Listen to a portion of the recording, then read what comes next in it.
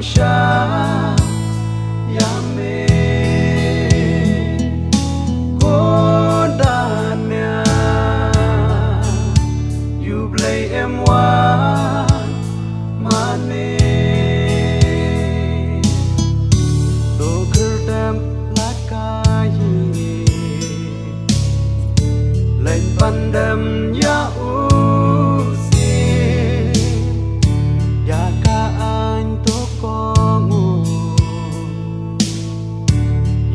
Sha chính tên cho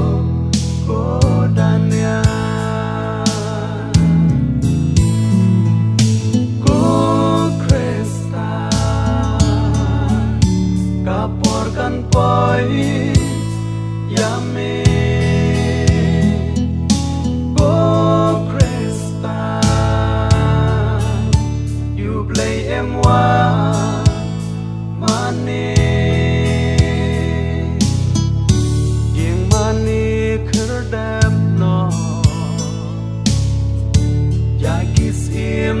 Yaro anh vừa thấy kính nhà lệ Gram kỳ sinh lá bên khe của Krista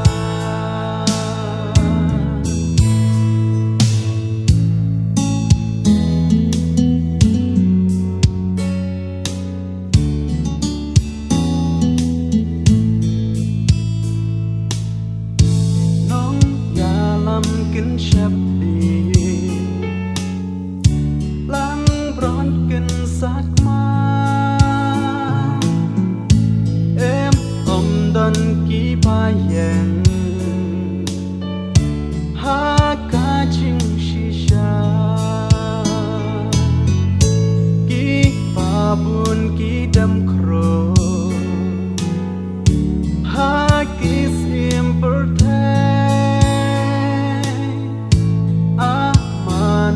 ban yang scam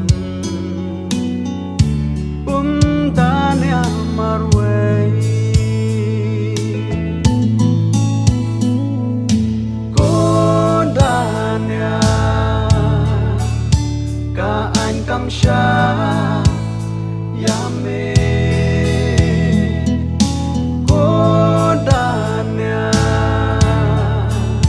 you play M1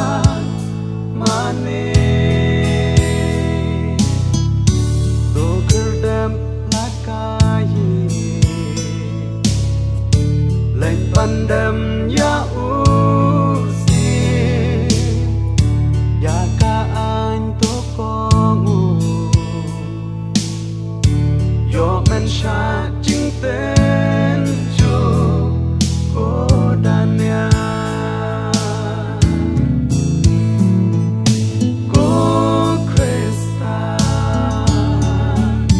kaporkan poi yame go Krista you play M1 money yung money kerdem no yakis im to yaro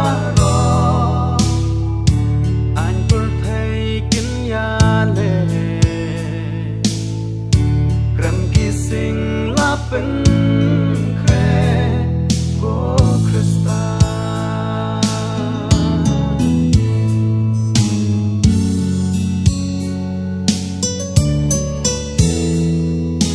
cô đàn nhà